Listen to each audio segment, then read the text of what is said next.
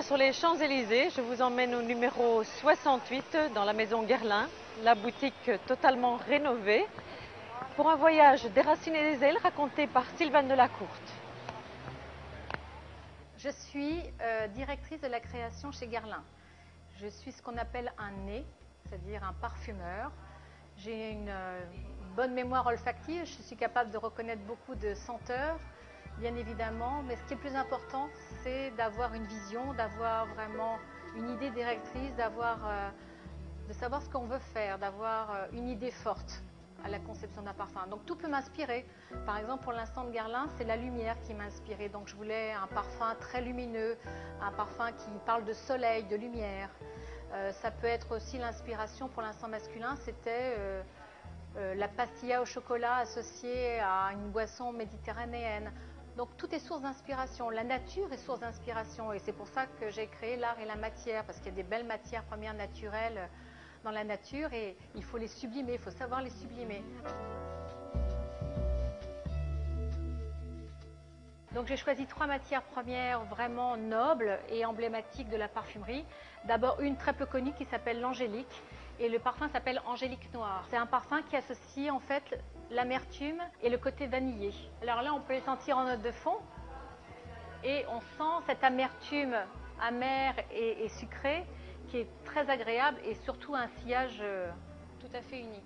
Le deuxième parfum que j'ai travaillé, c'est cuir beluga. Alors là, c'est un cuir qui a beaucoup de caractère, mais celle-ci, je l'ai voulu blanc pour faire justement ce côté moelleux que l'on n'a pas en fait dans les cuirs. Donc c'est un cuir très signé, qui a beaucoup de caractère, mais qui reste très moelleux. Et enfin, la rose, la belle rose, la plus belle fleur de la parfumerie, et que j'ai travaillée ici de façon détournée. Elle est incisive, elle a du chien, elle est sexy par son côté chypré et miellé.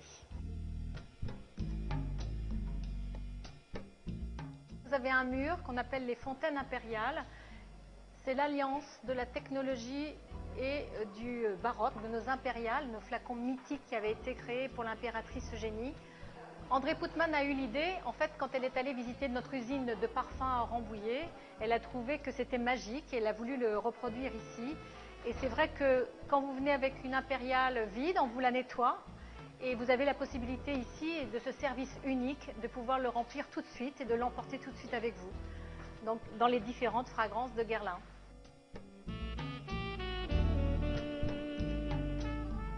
Derrière moi, il y a les 100 ans d'histoire de Guerlain, matérialisés par des parfums inédits comme Cachet jaune, Sous le vent, Aude. Et le premier que l'on va vendre cette année, c'est Vega. Et ce qui est magique, c'est que quand vous ouvrez la porte, qu'est-ce que vous voyez? Une très jolie phrase et vous pouvez sentir la fragrance et vous plonger dans l'histoire.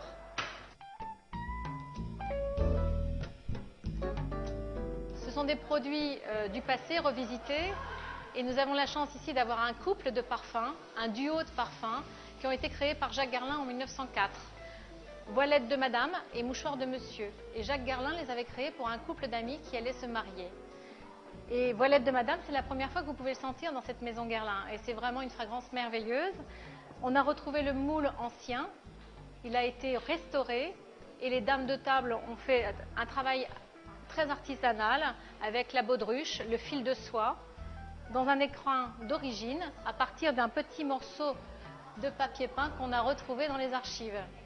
Donc vous avez un écrin magnifique et le flacon escargot qui est vraiment l'écrin de cette superbe fragrance.